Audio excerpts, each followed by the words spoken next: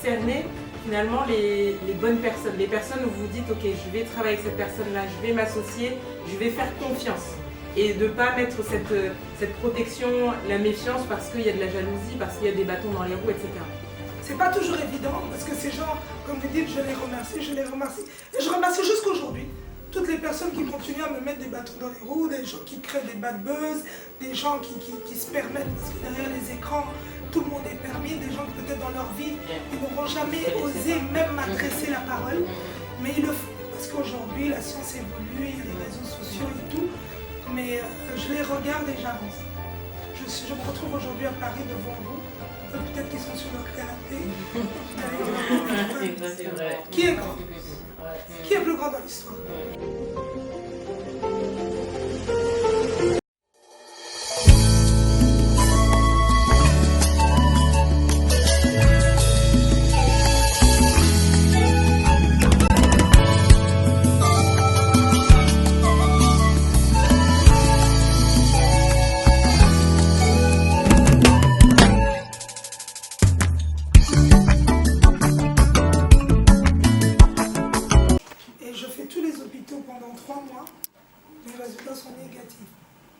Je monte en... Non, j'ai un ami qui est médecin, c'est un ancien ministre, qui me dit non, Ika, malgré qu'on t'a fait tous les examens, je préfère que tu rentres en Europe pour des examens vraiment approfondis parce que ici on ne voit rien. J'arrive en Belgique, on me refait les examens et ils sont aussi négatifs. Ok, donc ils ne voyaient rien non plus. Ils ne voyaient rien. Et pourquoi est-ce que je souligne toujours ça? C'est pour dire que la médecine en Afrique, elle est aussi correcte. Vous savez, des fois, on a des critiques sur la médecine en Afrique. En disant que c'est mieux. En disant que oui, c'est mieux, l'Europe est mieux et tout. C'est vrai qu'ils ont peut-être l'avantage d'avoir des appareils plus approfondis et tout, mais plus modernes et tout, performants. Mais en Afrique, on doit se le dire, on travaille. Qu'on le veuille ou pas, les médecins travaillent. Malgré que les difficultés sont là, ils arrivent à travailler. Et mon médecin traitant en Belgique me dit, il n'y a rien. Et je lui dis, non docteur, j'insiste quand même. Il me dit, mais bon, tu vas bientôt rentrer dans la quarantaine et tout. Je dois te faire signer des papiers. Parce que la coloscopie, on l'a fait seulement si on a 60 ans et plus. D'accord. Et il me fait signer des papiers et je rentre, anesthésie générale, paf, coloscopie, je sors de là, le médecin en face de moi. Il me dit, c'est pas bon. Je dis, c'est pas bon. Et moi, je viens de m'installer à Kinshasa, je venais de m'installer à Kinshasa. Non, j'étais déjà là, ma société prenait déjà forme, j'avais des contrats. Oui, mon fils que j'ai ramené, mes filles que j'ai déjà bien mis chez leur mamie, et tout. Donc tout va bien, quoi. Et du jour au lendemain, tout s'arrête. Et il me dit, vous avez un cancer du côlon. Tout s'effondre. Tout s'effondre. Je le regarde et j'étais seule. J'étais seule en face de lui et je lui pose la question, docteur, combien de chances de survie? Il me dit, bon, ça dépend. Ça, c'est pas métastasé. Métastasé, ça veut dire se répandre dans le corps. Parce que quand on est jeune, les cellules cancérigènes, ça va très vite. Et puis, il me dit, bon, il faut vite faire des examens. On fait des examens et tout. Et je commence des chimios. Je fais d'abord 6 séances de chimie. Et puis après, je fais l'opération, on retire 14 morceaux de mon intestin. Ça se trouve là-dedans. Il y a des photos. Il y a des photos. Parce que bon, sinon on allait dire, ouais, elle fait ça, c'est pour pousser le livre à fond. Voilà, il y a 14 morceaux de mon intestin qu'on retire. Et puis il y a 12 qui sont vraiment morts de chez mort, anéantis et tout, grâce à la chimio. Mais il y a 2 où il n'était pas sûr. Il me dit, je ne prends pas de risque, je suis obligée de te redonner après l'opération encore 6 séances de chimio. Mais entre-temps, là, moralement, tu meurs. Oui, c'est clair. Tu meurs. Attends, la chimio, les gens ne te la font pas rentrer par les veines parce que c'est tellement des produits chimiques, ça peut te faire péter les veines. Okay. Donc on la fait rentrer par là, qui va directement au cœur. Et c'était la première fois que tu étais face à la maladie. Oui, c'était bon. J'ai eu moi, je tombe jamais malade. Ok, donc là, je suis vraiment en continu, en train de pousser. Je bosse comme pas possible. J'ai fait beaucoup d'années avant ça où je suis bookée du jeudi au dimanche. Tout le temps. Donc la vie allait à 100 à l'heure. Les gens qui me connaissent, ils savent. Moi, je suis une pile, donc j'arrête pas. Quoi. Et à ce moment-là, le corps a réagi, le corps a dit stop. Le corps a dit c'est bon, man. Et c'est à partir de ce moment-là que vous vous êtes dit, il faut que j'écrive mon histoire, c'est un déclic? Oui. Et pendant que j'ai eu cette année là de stop, et c'est là. Vous avez tout interrompu? Non. Parce que je suis une têtue quand même. Okay. Pendant ma chimio, à un moment, après 4 séances, parce que je la recevais chaque 2 semaines, je suis revenue, j'ai vu le médecin après 4 séances et je lui ai dit, docteur, si je ne travaille pas, je vais mourir. Okay. C'est psychologique. Ça faisait partie de l'état de la guérison que vous ne pouvez pas ne pas travailler. Oui, donc j'ai continué, j'ai fait toute cette tournée en 2022 avec le chef de l'État, où j'allais faire des interviews, où j'allais couvrir les événements. Et je revenais chaque fois. Et après vous repartez. Oh, ouais. Je prenais l'avion, je repartais et tout. Et c'est ce qui m'a permis aussi de rester. Parce que vous savez, dans ces hôpitaux, vous venez chaque 2 semaines à gauche, vous avez quelqu'un, il lui reste peut-être 2 jours. Une personne qui lui reste 1 mois. Et une autre personne qui vous dit que moi, dans mon corps rejette les médicaments. Donc la mort, c'est rien. Donc tout peut arriver à tout moment. Et quand on sort de là, et je me suis dit, je vais écrire, je vais pérenniser ça à travers des écrits. Et c'était surtout un consentement et une conviction avec mon Dieu. J'ai parlé à mon Dieu et je lui ai dit, Seigneur, si tu me sors de ce lit d'hôpital, je témoignerai ta grandeur dans le monde. Et il était important d'écrire parce que je pouvais faire une vidéo en tant que personnage public, on la regarde et puis on la balance. Mais le livre, aujourd'hui, je pars partout avec ce livre. Et quelque part, pour moi, c'est un des plus beaux témoignages. Et les gens, quand ils l'ont lu, en sortant de là, ils se disent, moi, j'étais choquée. Moi, personnellement, j'étais choquée. Parce que je me disais, elle a vécu tout ça. En fait, on ne connaissait pas votre histoire. On connaissait Ika de Jong, la journaliste, en train de parler, en train d'interviewer les autres. Mais une journaliste qui va maintenant écrire son histoire. Moi, je ne savais pas, vous étiez maman. Vraiment, j'étais. Il y a beaucoup de gens jusqu'aujourd'hui qui croient que j'ai que Mr. G, le tout petit. C'est le seul que je montre. Les filles, je montre rarement parce que je me dis, bon, je les protège. Mais bon, elles se vendent elles-mêmes, elles sont sur les réseaux. Mais j'essaye quand même d'éviter parce que je connais les vices qu'il y a derrière les réseaux sociaux. Et il n'y a que le petit que je montre, donc les gens voient c'est une maman d'un seul garçon et tout. Mais bon, j'ai 2 grandes filles. Et écrire, c'est pour pérenniser, pour transmettre aux autres générations, et même si vous partez, parce qu'on va tous partir, même si vous partez dans 100 ans, le livre est toujours là. Le livre est toujours là. Et on raconte toujours Ika de Jong. Bien sûr, et puis maintenant, on m'a dit ça quand j'étais au Canada, on vient de m'annoncer que maintenant le livre sera lu dans 3 universités en RDC. Et les jeunes pourront faire vraiment ce qu'on appelle des dissertations, des analyses de textes.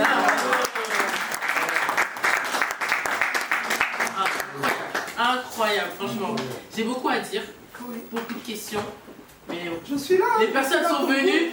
Moi, je peux monopoliser la parole jusqu'à la fin parce que j'ai envie de puiser jusqu'au bout.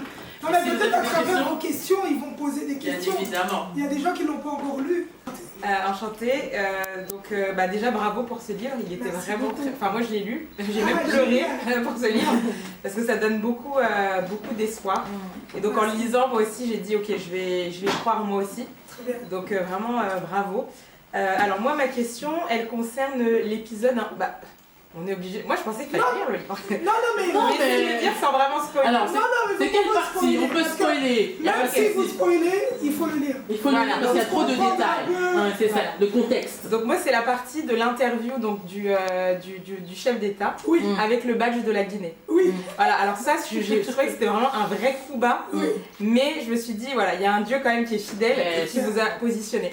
Donc pour moi, c'est un peu aujourd'hui. On peut expliquer le contexte pour que tout le monde comprenne. Oui, en fait, vous deviez faire reporter donc, interviewait donc, le chef d'État, donc je pense que c'était aux Nations Unies, donc via la première dame qui vous avait introduit en vous disant qu'elle allait vous donner le badge, tout allait être OK. Et puis l'équipe donc, du président vous ont donné un rendez-vous. Je vais vous l'expliquer. Oui, parce que la première dame ne m'a pas donné de badge, attendez.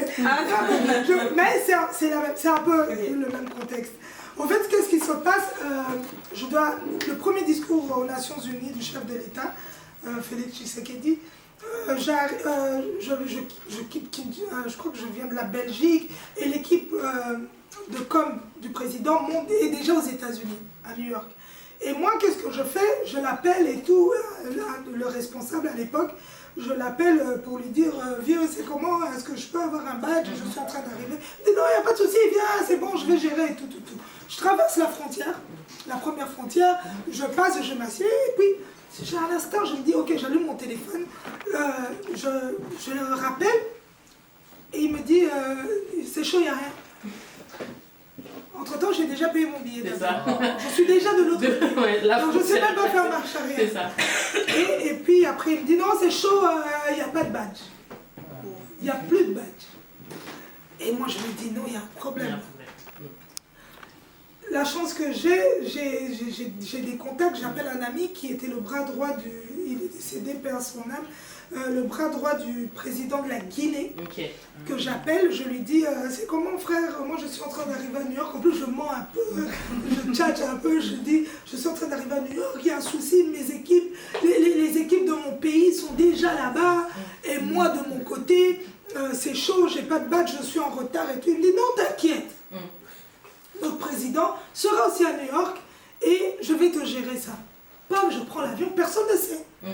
Et j'arrive à l'hôtel du président, tout le monde me boude, genre, voilà, je traverse le couloir, les gens sont à peine, on me dit bonjour.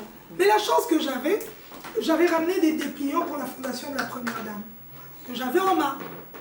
Et du coup, ma question par rapport à ça, parce que non seulement vous vivez tout ça, mais vous les remerciez en fait, toutes ces personnes qui vous ont mis un peu des bâtons dans les roues.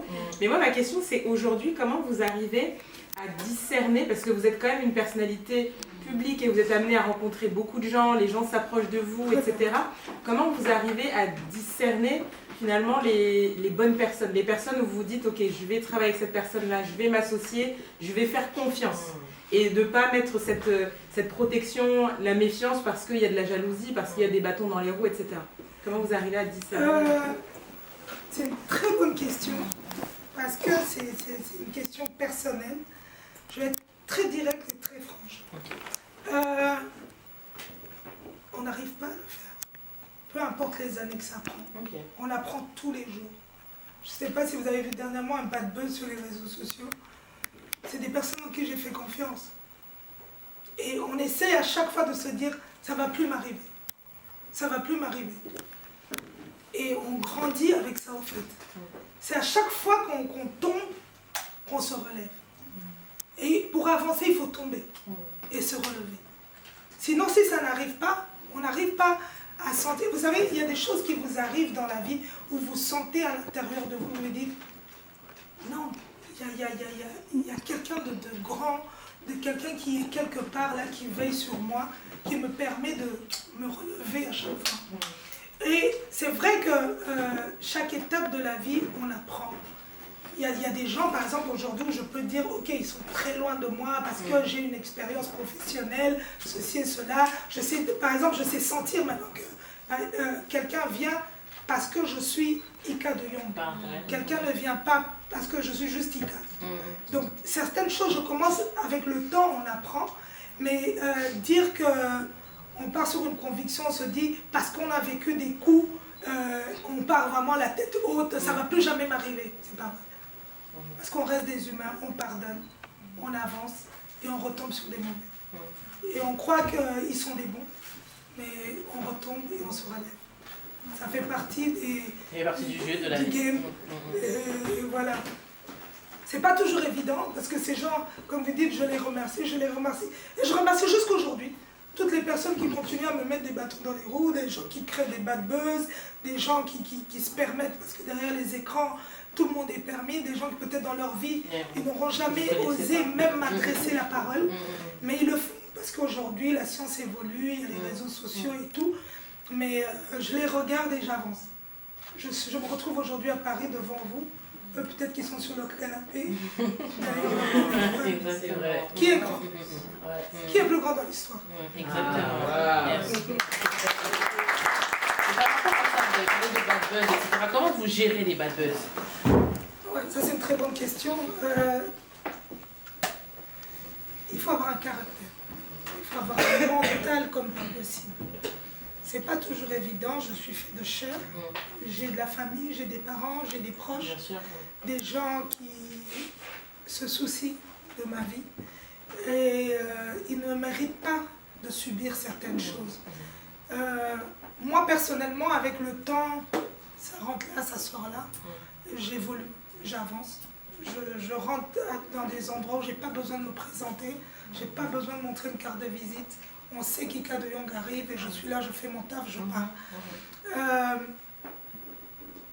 Par contre, ça me touche quand je vois mes enfants touchés, ma mère touchée.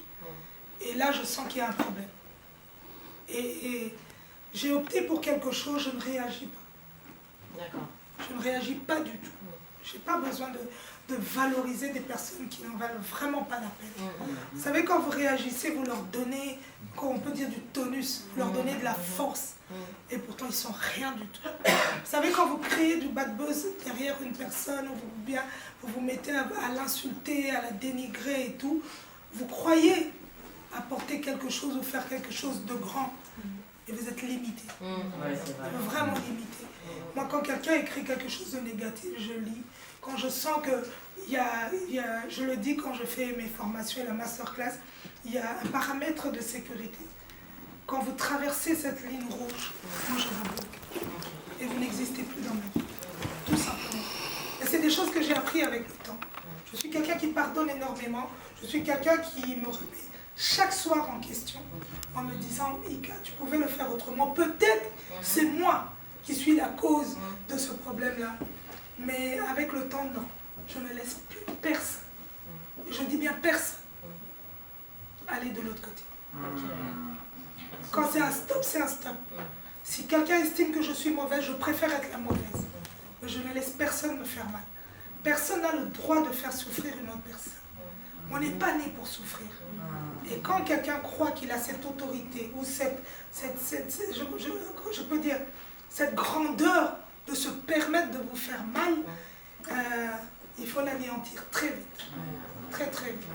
Et c'est comme ça que je fonctionne. Je crois que vous avez peut-être vu dernièrement tout ce qui se passait sur les réseaux sociaux. I don't care. Si je dois le dire vraiment poliment, I don't give a fuck. Moi j'avance et je continue. Et je sais ce que je suis, et je sais ce que je vaux, et je sais où je vais. Et il n'y a personne qui va me freiner. Si même ma propre mère ne me freine pas, un individu peut se permettre de me freiner. Clairement, très bonne réponse en tout cas. On note, hein? Notez. Périmètre de sécurité, ne pas passer. Ouais, c'est ça. Est-ce qu'on a d'autres questions? Je sais qu'il y avait des questions. Je vais bien, merci. Déjà, merci parce que vous nous donnez la force à travers votre témoignage. J'ai pas encore lu le livre, mais j'aimerais savoir, j'ai deux questions. Déjà, comment vous arrivez à concilier la vie de femme, mère, avec la vie d'épouse aussi, avec toutes vos activités. Et deuxième aussi, d'où vous vient cette force au fait? Vous vous inspirez de qui?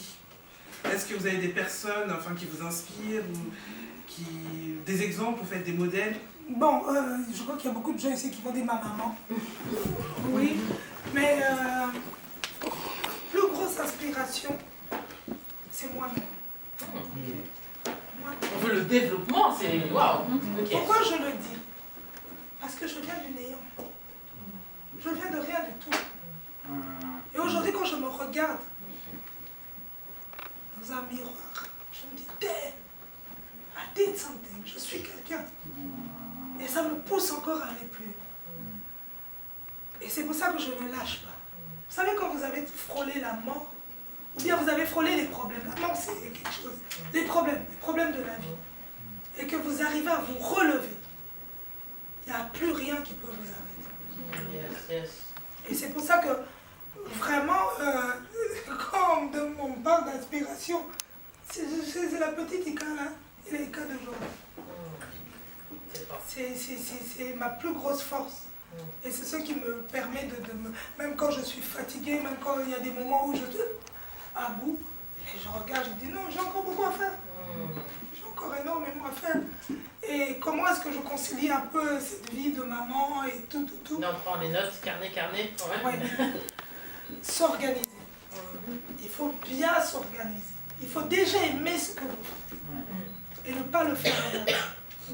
Et de deux, une organisation. Et dialoguer.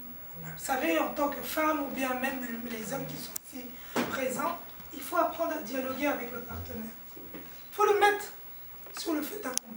Je dis, papa, le pain là qui vient sur la table, je le ramène aussi.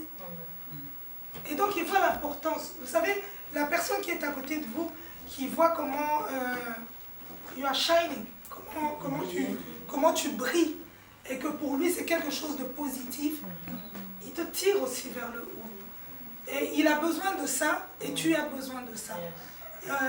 Personne, je le dis encore une fois, personne n'est né pour souffrir, personne n'est né pour être subalterne.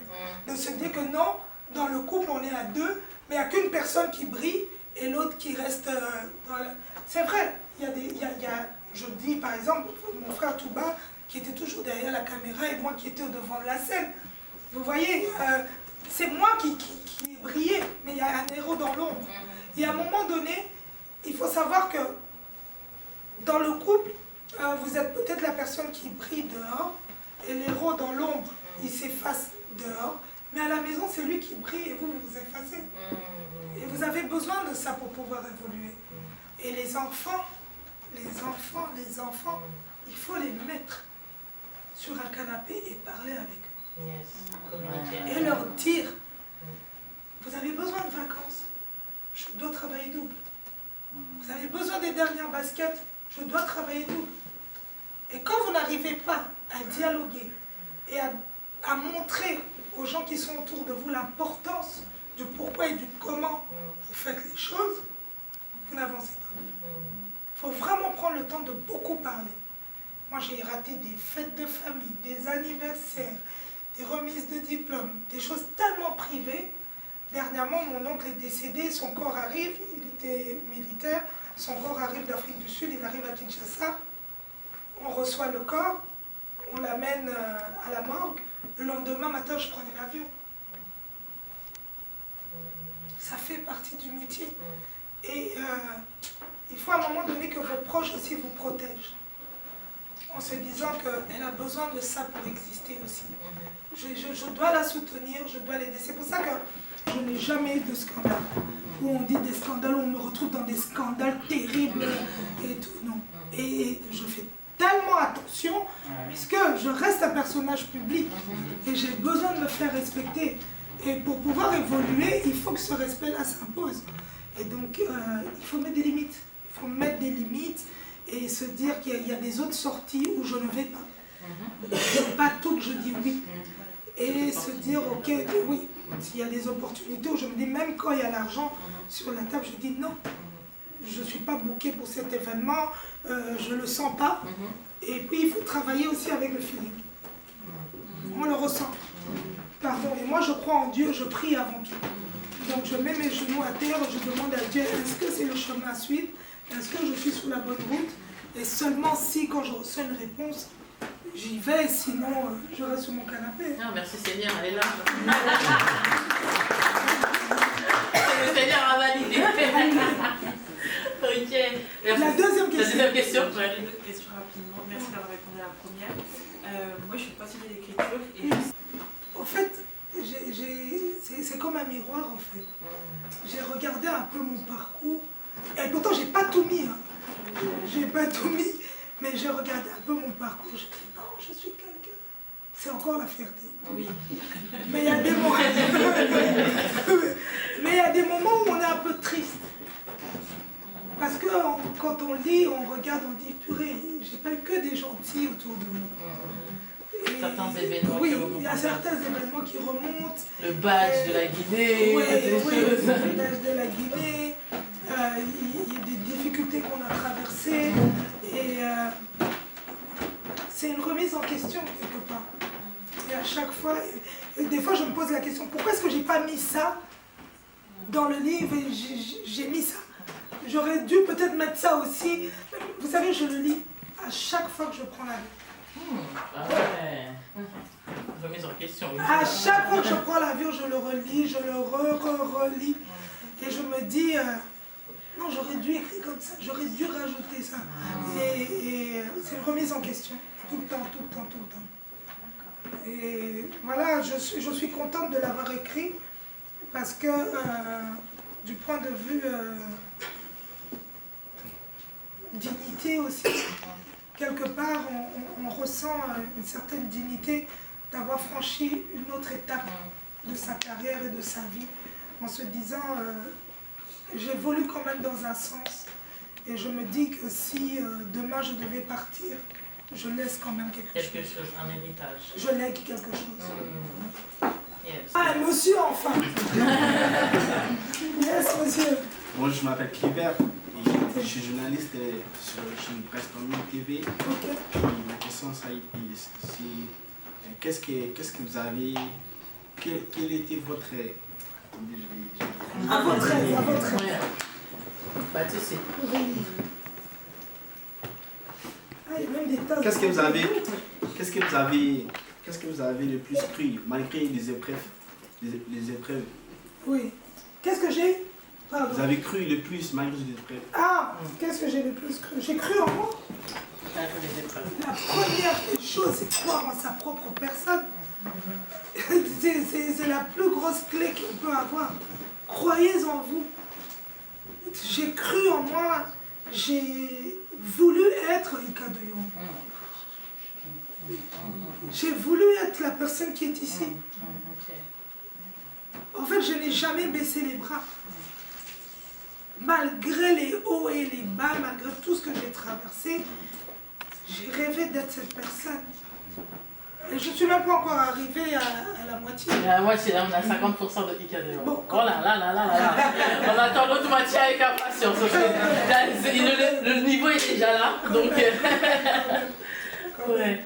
Donc voilà, j'ai rêvé d'être ce personnage. Et gloire à Dieu, je suis un peu ce que je suis. Et je me dis, bon, l'avenir, on laisse entre les mains de Dieu et on verra. Mais vous vivez chaque instant. En tout cas, je vis. En tout cas, depuis la maladie, là, je vis. Hein. Je vis. Oui, deuxième question. Écrire un livre, c'est surtout personnel et ce n'est pas simple. Et quelle page a été le plus difficile à écrire et quelle page aussi a été le plus, et vous avez libéré le plus? C'est une très bonne question. En fait, On doit pas. vous savez, quand on est un personnage public et qu'on est tout le temps dans la lumière, je crois que Christelle ne peut pas me contredire, on a besoin d'avoir son jardin secret. En fait, on sait tout sur nous. On sait tout, tout, tout. On sait même que j'ai mangé un KFC. C'est pour ça qu'on n'a pas montré. Non. Non, mais les personnes qui veulent suivre, elles vont savoir. Il y a des gens qui savent exactement. J'ai été à Montréal, ça fait 10 ans passés que j'avais été et que je reviens 10 ans après. Il y a une fille qui me racontait ma vie. T'as fait ça, t'as fait ça, t'as fait ça. Je vous avez la chair de poule. Mais vous vous dites, ok. Donc là, il y a des gens qui savent tout sur moi. Mais il faut que j'ai un minimum qui peut rester pour moi. Même mon âme. Pour moi, et j'estime que voilà, c'est ce côté-là. Quand on parle de côté un peu où je disais il faut ou il ne faut pas, voilà. Le plus beau côté dans le livre, c'est quand je parle de ma croyance. Je parle de Dieu. Je parle de la grandeur de Dieu. Il y a ce côté-là où on parle rarement de Dieu quand on est un personnage public. Je viens de voir un jeune de 19 ans PSG qui gagne et qui dit merci Jésus. Mais ça, c'est jamais fait. jamais, jamais. Et pourquoi est-ce qu'on trouve ça waouh? Et pourtant, c'est quelque chose de tellement naturel.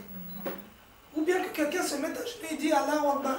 C'est tellement naturel. Pourquoi quand on doit parler de Dieu, on doit mettre des gants? Et pourtant, sans Dieu, on n'existe même pas. Donc, c'est mon plus beau côté que les gens découvrent à travers ce livre en se disant « Ah, Ika de Young aussi, hein ?» Moi, je parle à Dieu comme si c'est mon pote. En plus, on l'entend. Ouais. Ça se lit très bien dans le livre, en tout cas. Je lui parle, même quand je suis sous la douche, je lui parle. Je le mets vraiment sur le fait d'accomplir. Je dis non, tu peux pas me lâcher. Si tu me lâches, qui va, ni ma mère ni mon père vont me relever. Donc il n'y a que toi. Et il n'y a que toi qui a peut-être permis que ça arrive pour que je remarque que tu es encore plus grand. Et j'avance. Donc voilà. Et c'est une très bonne question. Ouais, très bonne question. Pour finir, Bon, c'est le garçon, hein, on est là. pour finir, si vous devez décrire votre vie aujourd'hui en 3 mots, ça sera laquelle? Votre vie en 3 mots, c'est ça? En 3 mots. Ah, attends.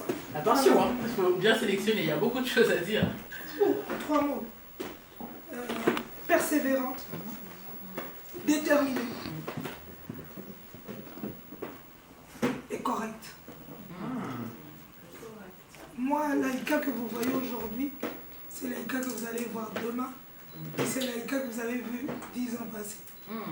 Je change pas. J'ai aucun intérêt à changer. Je reste la même personne. Et je sais que je suis droit dans mes chaussures. Et les vrais restent avec moi. Et les faux tombent. Et c'est comme ça que ça se passe. Ok, merci. Merci. J'ai beaucoup aimé le livre, mais je ne l'ai pas terminé. Ok. J'ai eu l'impression de lire une interview qui m'a donné envie de vous rencontrer, d'où ma présence. Ah, génial! Et du coup, vous êtes une communicante. Donc, est-ce que dans la structure du livre, il est aussi écrit... Parce que j'entends bien qu'il y a des choses que vous voulez garder, donc vous nous dites, parce que vous parlez de quelque chose qui est très privé, votre cancer, et donc, de fait, ça vous oblige à parler aussi de votre vie privée. Mais dans la structure telle qu'elle est faite, est-ce qu'il y a cette envie aussi de faire en sorte que les gens soient intéressés à aller plus loin pour vous découvrir? Moi, c'est le ressenti que j'ai eu. J'ai eu l'impression qu'il y avait des choses qui étaient dites et finalement, on me laissait un peu sur ma faim, comme dans une interview, qui me demandait de me dire, bon, va regarder ses réseaux, va lire ce que tu trouves sur elle, va la rencontrer. Donc, est-ce que c'est fait exprès ou c'est... Venant d'une communicante, ça m'étonnerait, mais je me demande quand même si c'est fait Très exprès. bonne question. Non, c'est fait exprès. Ouais, C'est fait exprès. Parce que ça va me pousser aussi à écrire un deuxième livre. Il y a notre réponse. Ça va me pousser aussi à écrire un deuxième livre. Et entre-temps, je grandis aussi. Entre-temps, j'ai d'autres expériences. Entre-temps, il y a beaucoup de choses qui se passent. Par exemple, là, je n'ai pas parlé de la campagne présidentielle que j'ai faite, qui est liée à mon travail. C'est une expérience où un jour, je dois pouvoir en parler. Comme on dit, des bateaux dans les roues. Comme je dois dire aussi le côté positif de tout ce qui s'est passé et l'évolution de ce personnage qui est Ika de Young. Il arrive où? Il va où? Et cela va permettre à ce que les lecteurs puissent se dire c'est une histoire inachevée. C'est une introduction. Oui, c'est un début. Et avec le temps, j'attends vraiment, là je sais pas, je suis à ma 40e commande du livre J'y ai cru. Ça, franchement, gloire à Dieu, ça a été un très très bon succès. Et partout où je passe, même quand j'ai des conférences qui n'ont rien à voir avec la littérature, Il y a le livre. tout le monde me demande il est où ton livre, il est où ton livre, il est où ton livre. Donc j'encourage à toute personne qui est ici, qui désire écrire, de le faire. Parce que c'est beau. On ne gagne pas de l'argent avec un livre. On ne devient pas riche avec un livre. Et ça vous prend énormément de temps et c'est comme si ça vous épuise même parce que vous sortez quelque chose en vous et vous mettez ça sur papier. Et j'ai écrit 2 qui va sûrement arriver. Yeah. C'est pas dommage. On sera là, ah ouais, je serai là, je serai à l'affût. Et comme tu parles de te décrire, limite même j'en découvre déjà, ne fût-ce que ton prénom. Tu vois, ne fût-ce que ton prénom, c'est aujourd'hui que je l'apprends depuis toutes ces C'est années. vrai.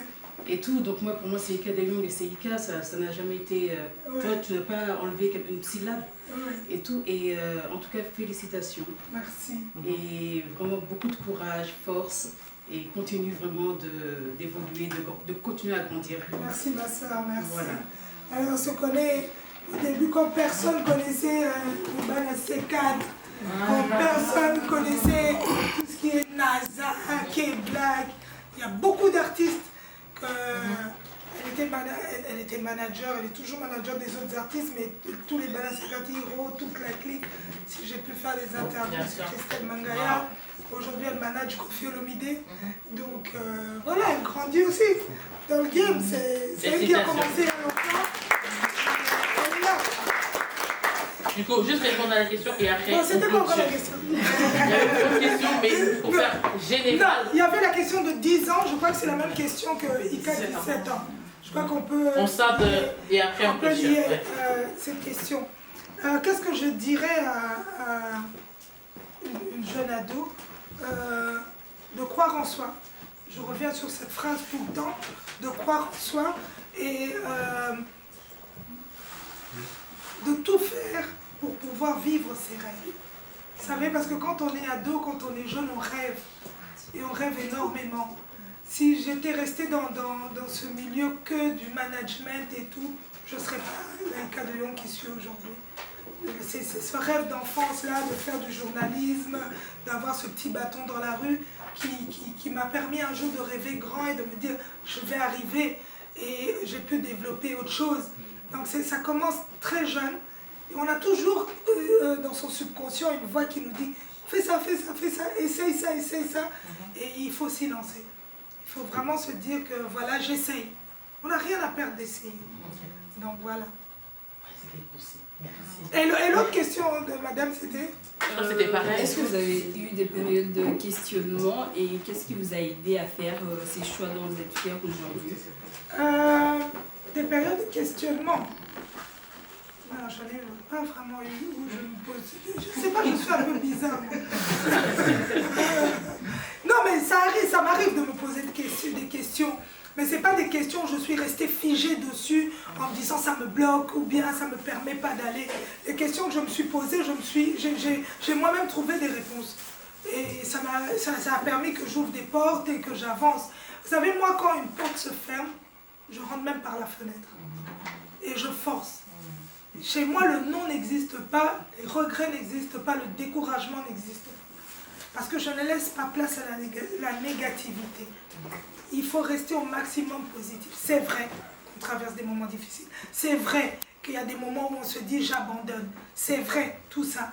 Mais ce n'est pas pour autant des raisons pour lesquelles je vais m'accrocher pour pouvoir ne pas pouvoir avancer et me dire que je me limite qu'à ça. Non. En tout cas, Ika de Jong, c'est positif, positif, positif. Même quand ça bloque aujourd'hui, demain ça va débloquer. Wow, je pense qu'on peut terminer sur ça. Elle m'a contacté pour venir pour ce bel événement. Je me suis dit, purée, je veux me taper, je ne sais pas combien d'heures de vol et tout, et je dois m'arrêter à Paris, Et vous savez, dans la vie, si je suis ce que je suis aujourd'hui, c'est parce qu'il y a eu un jour des personnes qui ont cru en moi. Elle se lance dans ce qu'elle fait. Elle fait ce qu'elle fait. Elle fait avec beaucoup d'amour. Elle le fait sincèrement. Et mon devoir est de lui tendre le bras. Et je crois que demain, ceux qui viendront après moi, viendront pour des livres. Les gens disent souvent, l'Africain ne lit pas.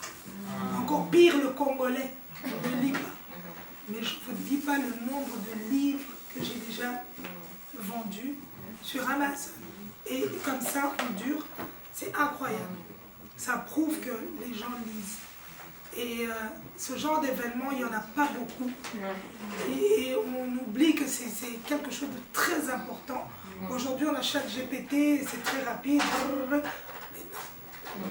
non. Vous savez, vous êtes fiers quand vous-même, vous avez écrit quelque chose. Quand ça vient du cœur, quand ça vient de vos tripes, quand ça vient vraiment de votre cœur. Vous savez qu'il y a des gens qui écrivent des mots d'amour en mode ChatGPT. ChatGPT, qu'est-ce que je peux lui dire sortez ça du cœur. Yes. C'est important. Donc soutenez toute personne qui vous tend le bras, parce qu'on ne sait jamais demain ce que l'avenir nous réserve. Félix Tshisekedi était mon client à la banque, à qui je grattais un 10 €. Aujourd'hui, il est président de la République. La vie nous réserve tellement de surprises. Et peut-être demain sera première. Yeah.